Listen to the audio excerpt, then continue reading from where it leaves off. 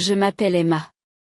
Jacques et moi avons un fils, Liam, qui a 20 ans et qui est actuellement à l'université. Nous avons économisé pendant des années pour qu'il reste là, en faisant des économies, en sautant des vacances, et j'en passe, pour qu'il ait une chance d'avoir quelque chose de plus grand. Nous vivons dans la maison que ma grand-mère nous a laissée lorsqu'elle est entrée en maison de retraite. C'est une grande maison, confortable, mais rien d'extravagant, on s'y sent chez soi. Jacques travaille à la quincaillerie locale et je m'occupe de la réception d'un cabinet médical.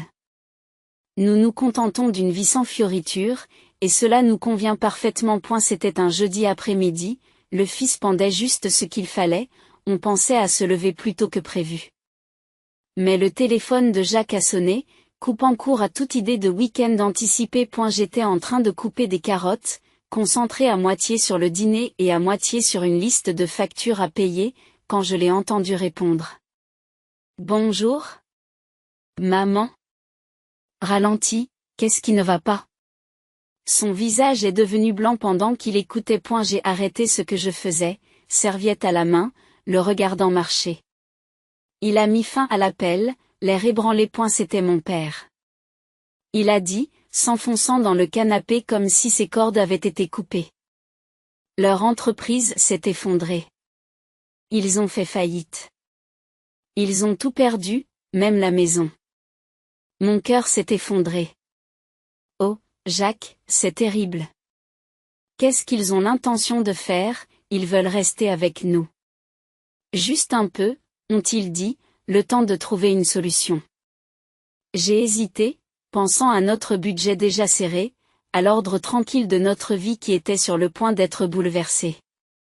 Et qu'est-ce que tu leur as dit? Il s'est frotté le cou, signe évident qu'il était stressé. Je leur ai dit que je te parlerai d'abord. C'est ta maison, Emma. Je n'allais pas te le dire sans vérifier. Les parents de Jacques, Franck et Hélène, n'étaient pas du genre facile à vivre. Des gens qui volent haut, habitués à la bonne vie, et notre installation simple était à 1000 lieues de ce à quoi ils étaient habitués. Tu sais comment ils sont, Jacques. Cette maison, ce n'est pas leur style. Je sais. Il avait l'air mal à l'aise. Mais ce sont mes parents, et aiment. Ils sont coincés.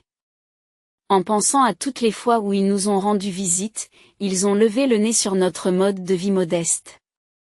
Il était clair qu'ils seraient comme des poissons hors de l'eau ici. Mais en les imaginant assez désespérés pour demander de l'aide, ma résolution s'est adoucie. D'accord, ils peuvent venir. Mais c'est temporaire, n'est-ce pas? Jusqu'à ce qu'ils se remettent sur pied? Il prit son téléphone, composa le numéro et, après un bref échange étouffé, maman, Emma et moi en discutâmes.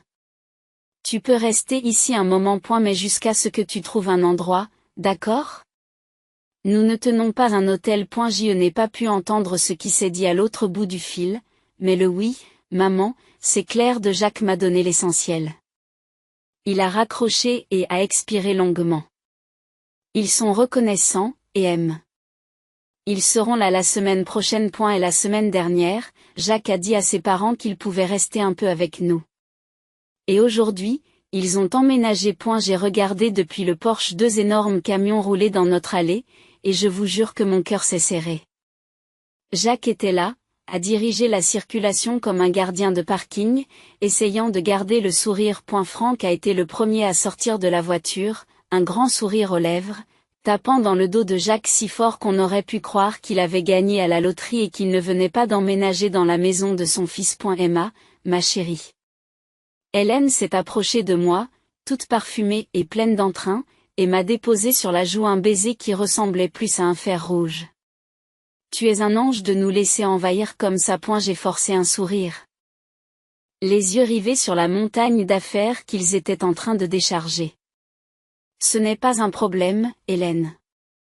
Mais est-ce que c'est tout? Oh, ce n'est que l'essentiel. Elle a fait un geste dédaigneux de la main, comme si la pile de meubles et de cartons n'engloutissait pas déjà notre jardin. Le reste, nous l'avons stocké. L'essentiel? Je me suis mordu la langue pour ne pas dire de bêtises. Si c'était l'essentiel, j'avais peur de penser à ce qu'ils avaient laissé derrière eux. Jacques a attiré mon attention et j'ai compris qu'il pensait la même chose. Mettons tout ça à l'intérieur, alors dit Jacques, plus pour lui-même que pour les autres. Franck et Hélène dirigèrent les déménageurs avec une autorité telle qu'on aurait pu croire qu'ils déménageaient dans un palais, et non dans notre modeste petite maison. Les déménageurs sont passés en traînant des fauteuils, d'innombrables cartons, croyez-le ou non, une horloge de grand-père. Qui a besoin d'une horloge de grand-père dans sa maison temporaire? Là, les garçons, vous venez de tout dire, m'a dit Franck en pointant du doigt différents endroits de notre salon, qui disparaissaient rapidement sous une mer d'affaires. J'ai pris Jacques à part pendant que les déménageurs faisaient une pause. Jacques, c'est de la folie. Ils ont apporté de quoi meubler toute une maison. Où allons-nous mettre tout ça? Jacques se frotte les tempes. Je sais. Je vais leur parler, d'accord, il faut se contenter de passer à travers cette journée. Nous nous sommes retirés pendant que les déménageurs continuaient leur travail. Tout le rez-de-chaussée se transformait en une réplique de l'ancienne maison de Franck et Hélène. Chaque coin était rempli, chaque espace était occupé. Lorsque les déménageurs ont eu terminé, notre salon, autrefois confortable, ressemblait davantage à une unité de stockage. Ce soir-là, le dîner a été chaotique. Nous avons eu du mal à trouver la table dans tout ce désordre. Franck et Hélène ne semblaient pas s'en préoccuper et discutaient de leur voyage ici. Emma, tu devrais vraiment goûter ce vin, dit Franck en ouvrant une bouteille d'un vin français, probablement plus cher que notre budget d'épicerie de la semaine. Nous vous sommes très reconnaissants à tous les deux, renchérit Hélène, dont la voix est assez sucrée pour vous donner des caries. C'est juste le temps que nous trouvions nos marques. Oui, à ce propos, commence Jacques en se raclant la gorge. Il faut qu'on parle de quelques règles de base. L'espace est restreint, Anne. Oh, ne t'inquiète pas pour ça, fiston, lui répond Franck. Nous nous débrouillerons très bien. N'est-ce pas, ma chérie? Il sourit à Hélène, qui acquiesce avec enthousiasme. J'ai regardé autour de moi notre espace envahi, les piles de carton, les ornements fantaisistes, qui évinçaient nos simples décorations. Tout s'est bien passé? Je n'en étais pas si sûr. Vivre avec Franck et Hélène avait été une adaptation, c'est le moins que l'on puisse dire.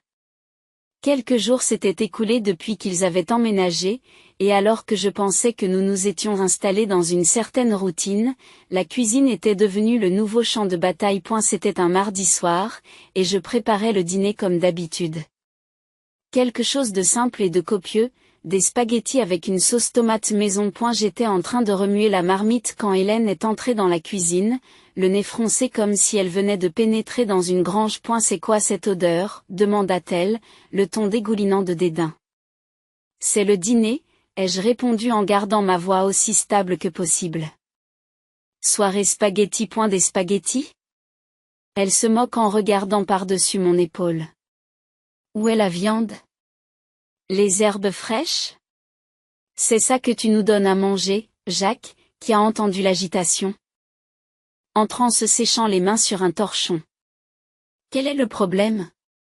Sa mère se tourne vers lui avec un regard à faire cailler le lait. Le problème, Jacques, c'est que nous sommes censés manger ça, dit-elle en montrant la marmite bouillonnante comme s'il s'agissait d'un chaudron de poison. J'ai pris une grande inspiration, essayant de ne pas la laisser m'atteindre. C'est ce que nous mangeons habituellement. Nous ne pouvons pas nous permettre de manger des steaks et des repas raffinés tous les soirs. Jacques s'est interposé entre nous, le visage dur.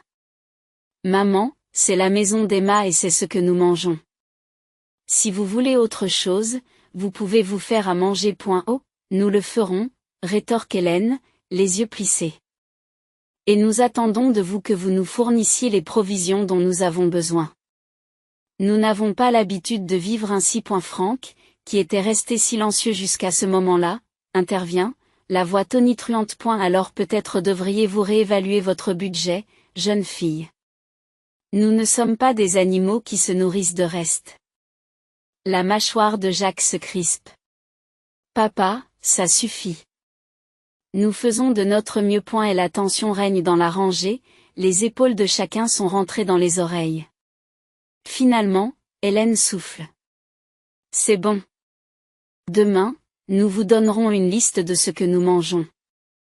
Vous pouvez vous assurer qu'elle est là. Le lendemain, fidèle à sa parole, Hélène m'a remis une liste. Bœuf marbré, fruits de mer frais, produits biologiques par-ci, produits importés par-là. J'ai regardé la liste, le cœur serré. Ce soir-là, nous nous sommes assis avec Franck et Hélène, la liste entre nous sur la table de la cuisine. Nous attendons des repas corrects, des steaks pour le bœuf marbré, ou le poisson le plus fin, a déclaré Franck, comme s'il s'agissait de la demande la plus normale au monde. Jacques et moi avons échangé des regards choqués. Nous ne pouvons pas nous permettre cela, a-t-il dit. D'une voix ferme mais lasse.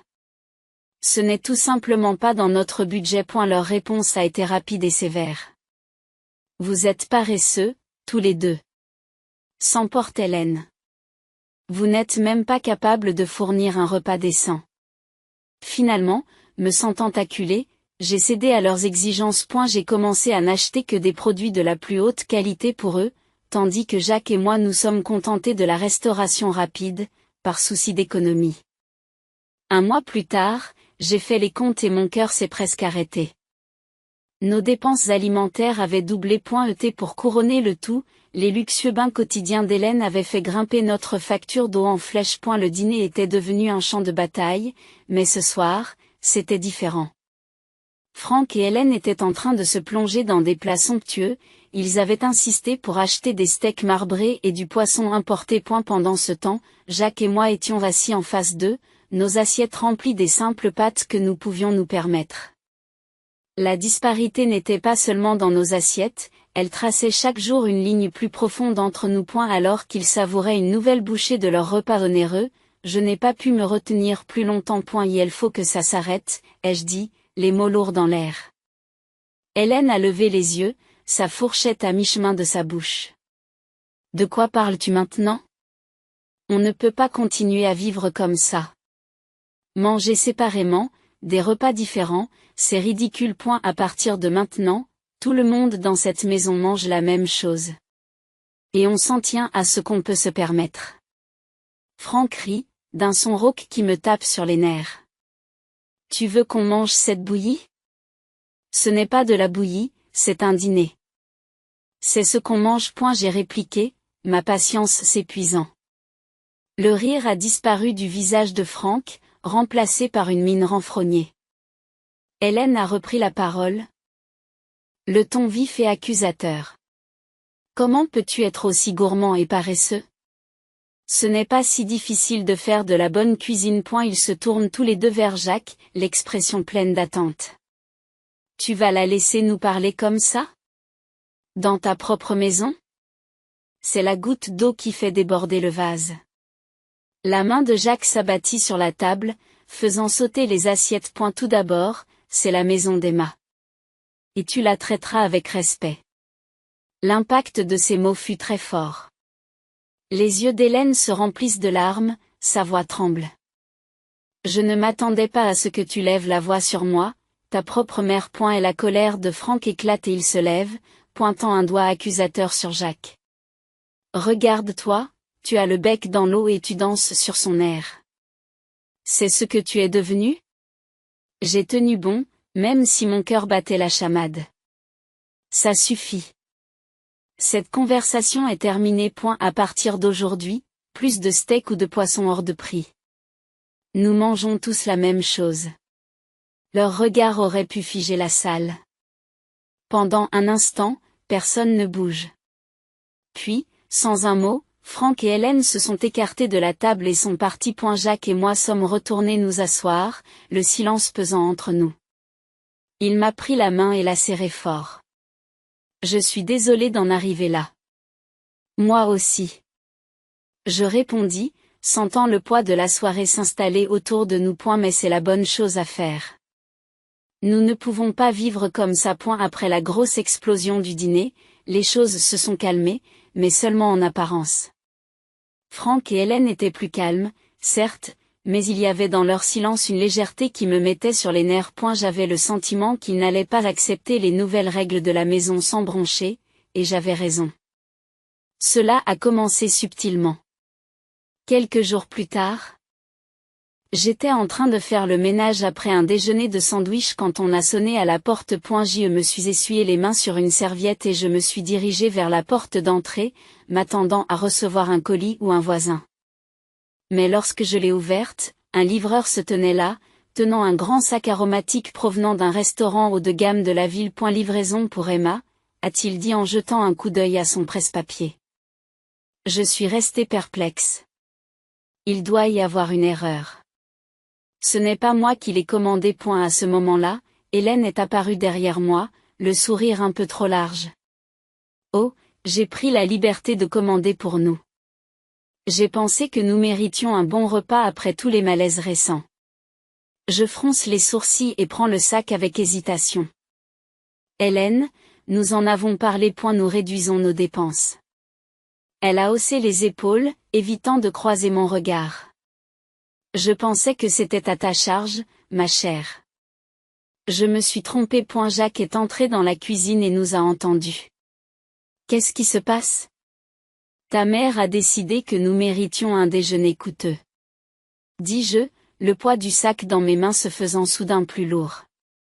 L'expression de Jacques s'est durcie. Maman, nous étions d'accord, plus de ça. Franck est entré dans le couloir, la voix tonitruante.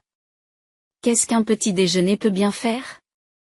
Tu ne peux pas t'attendre à ce qu'on vive éternellement comme des moines. J'ai posé le sac sur la table de l'entrée, sentant la frustration monter. Il ne s'agit pas seulement du déjeuner. C'est chaque repas, chaque dépense supplémentaire que nous ne pouvons pas nous permettre. Nous vous l'avons dit, nous nous en tenons à un budget. Le visage d'Hélène s'est refroidi. Si vous faites tant d'histoires pour un simple repas, je suppose que nous ne nous embêterons pas la prochaine fois. Jacques se pince l'arête du nez. Il ne s'agit pas seulement du repas. Il s'agit de respecter les règles de la maison. Vous ne pouvez pas continuer à agir dans notre DOS. Et la conversation a tourné en rond pendant quelques minutes encore, jusqu'à ce que Franck et Hélène se retirent dans leur chambre, laissant sur la table le déjeuner coûteux qui n'avait pas été mangé. Jacques et moi nous sommes regardés. L'accord tacite entre nous étant que cela ne pouvait plus durer. J'y vais appeler le restaurant, expliquer la situation et annuler toutes les commandes faites sans notre consentement. Ai-je dit en décrochant le téléphone. Jacques acquiesce, la mâchoire serrée. Je leur parlerai à nouveau. Il faut mettre un terme à ces pratiques sournoises. Et la pièce a été de courte durée après l'incident du déjeuner non autorisé. Hélène et Franck semblaient mijoter juste sous la surface, et on pouvait couper la tension dans la maison avec un couteau. Un soir, alors que je faisais la vaisselle, le calme s'est à nouveau installé. Jacques venait de rentrer du jardin, l'air fatigué. J'étais sur le point de lui poser des questions sur sa journée quand le grand fracas du salon nous a fait courir tous les deux. Nous avons trouvé Franck debout devant un vase cassé, l'une des rares décorations auxquelles je tenais vraiment. Qu'est-ce qui s'est passé ici? Demanda Jacques, en essayant de garder sa voix égale. Elle a glissé. Dit Franck, avec l'air de regretter. Les accidents arrivent. Mais son ton n'était pas le bon. Il ne s'agissait pas d'excuses, mais d'un défi. Jacques s'est penché pour ramasser les morceaux, et je n'ai pas pu m'empêcher de dire que ce vase était pour ma grand-mère. Il est là depuis plus longtemps que moi. Hélène s'est moquée dans l'embrasure de la porte. Ce n'est qu'un vase. Tu peux en acheter un autre. Ce n'est pas la question, Hélène.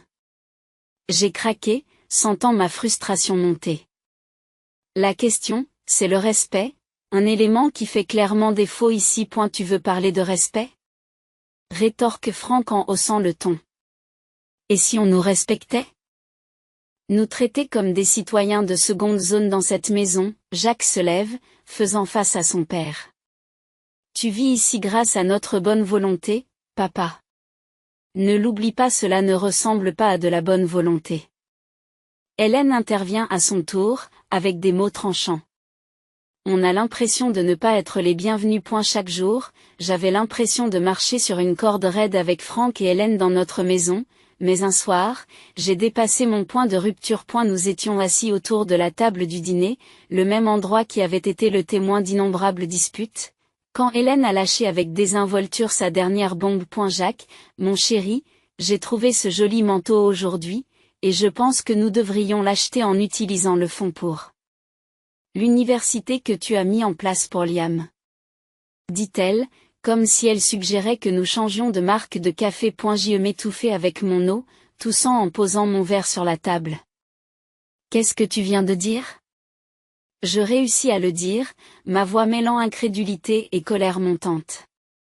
Hélène sourit gentiment, prenant manifestement mon choc pour de la complaisance. Ce n'est que de l'argent, ma chère. Liam peut toujours emprunter pour l'université. J'ai vraiment besoin d'un nouveau manteau. Jacques, qui était resté silencieux à côté de moi, abattit sa fourchette d'un coup sec. Maman, il n'en est pas question. Cet argent est destiné à l'éducation de notre fils. Nous ne l'utiliserons pour rien d'autre. Le visage d'Hélène se renfrogne. Comment pouvez-vous refuser à votre propre mère une demande aussi simple?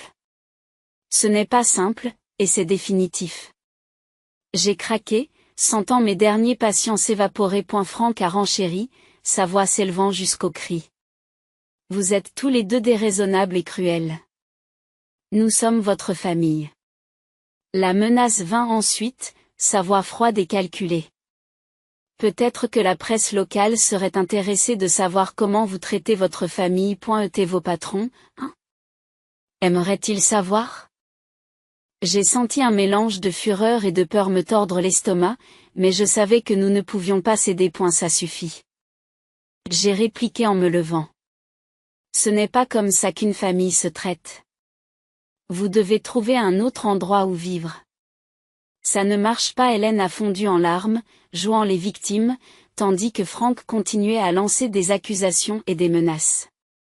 À la fin du dîner, ils ont quitté la pièce en claquant la porte, nous laissant, Jacques et moi, dans un silence stupéfait. Une fois le calme revenu dans la maison, je me suis réfugiée dans la chambre et j'ai appelé ma grand-mère. Elle décrocha après quelques sonneries, sa voix était une présence réconfortante. Grand-mère, c'est Emma. Dis-je, la voix chargée d'émotion. Qu'est-ce qui ne va pas, ma chérie, demanda-t-elle, le ton immédiatement alerte.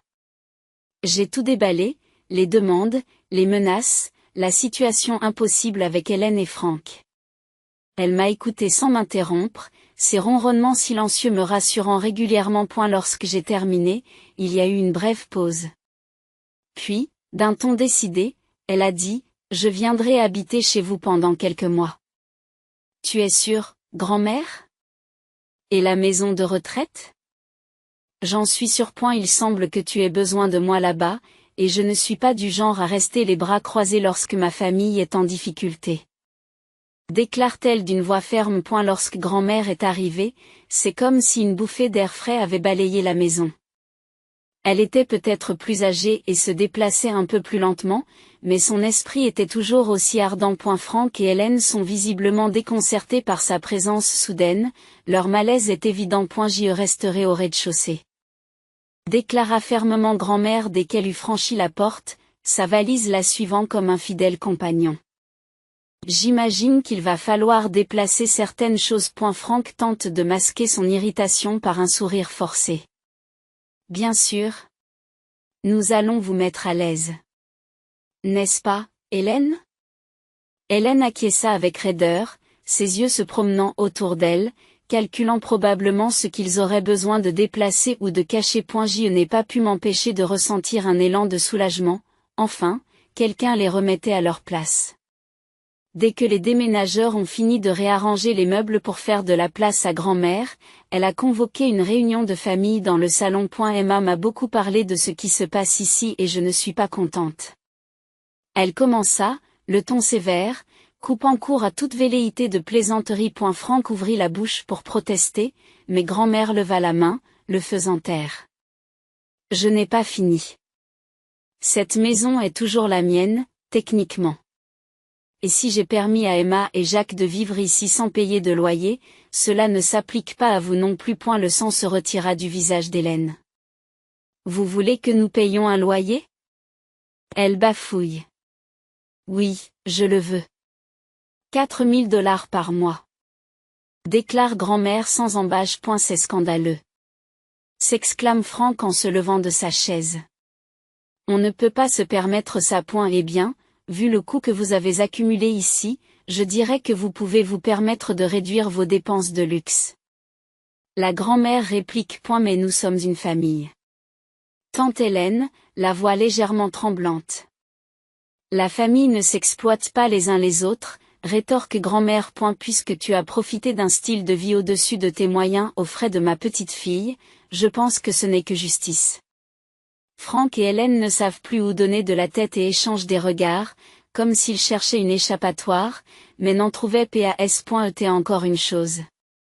Grand-mère poursuit. Si vous pensez que le loyer est trop élevé, vous pouvez trouver un autre endroit où vivre.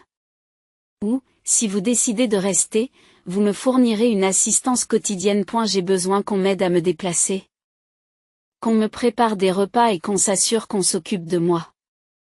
La bouche d'Hélène s'ouvre et se ferme comme un poisson hors de l'eau, sa bravade d'antan s'est complètement évaporée. Franck, qui s'était toujours enorgueilli de son indépendance, avait l'air d'avoir reçu un coup de poing dans le ventre. Réfléchis bien. Finit grand-mère, sa voix s'adoucissant légèrement. J'ai besoin de ta réponse pour demain matin. Alors qu'ils se retirent dans leur chambre, sans doute pour discuter de leurs options limitées, grand-mère se tourne vers nous, son expression s'adoucit. Ne vous inquiétez pas, les enfants. Nous allons régler ce problème. Le matin suivant l'énoncé des nouvelles règles de la maison par grand-mère, c'est comme si quelqu'un avait allumé un interrupteur chez Franck et Hélène. En entrant dans la cuisine, je les ai trouvés en train d'emballer leurs affaires, une pile de cartons se formant déjà devant la porte. Nous avons décidé de déménager. Annonça Franck, sans lever les yeux de la boîte qu'il était en train de sceller. Nous avons trouvé un petit appartement. Nous allons prendre nos affaires et partir. Hélène était plus silencieuse, étourdie par le fait de mettre des choses dans des sacs, ses mouvements étant vifs et rapides. C'est mieux ainsi.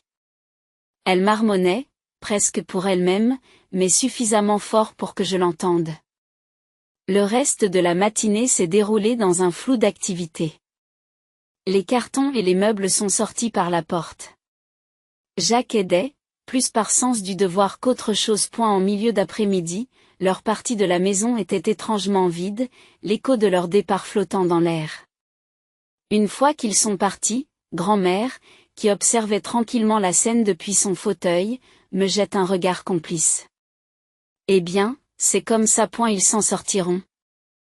Tu sais. Il faut parfois un peu d'épreuve pour ramener les gens sur terre. Nous avons appris plus tard qu'ils avaient vendu la plupart de leurs biens pour payer le loyer et leurs autres dettes. La vie luxueuse à laquelle ils étaient habitués a été réduite à l'essentiel, tout comme leur nouvel appartement. Grand-mère est restée avec nous pendant 2 semaines encore, une présence réconfortante dans la maison. Mais finalement, elle a décidé qu'il était temps de retourner dans sa maison de retraite. En la reconduisant à la maison de retraite, j'ai ressenti un mélange de tristesse et de soulagement. Merci pour tout, grand-mère. Nous n'aurions pas pu nous en sortir sans toi. Elle a balayé mes remerciements d'un petit rire. Oh, c'est absurde. Vous êtes plus fort que vous ne le pensez. N'oubliez pas de vous défendre. Personne ne le fera à votre place. Je l'ai embrassé pour lui dire au revoir, en lui promettant de revenir bientôt. Lorsque je suis rentré chez moi, la maison m'a semblé plus grande, plus calme. Ce soir-là, nous nous sommes assis sous le porche, la soirée étant fraîche et agréable. Et la vie nous avait lancé une balle courbe, mais nous l'avions rattrapée, nous l'avions gérée et nous étions prêts à aller de l'avant. Quelle que soit la suite des événements, nous savions que nous pourrions y faire face ensemble, avec ou sans l'approbation de quelqu'un d'autre.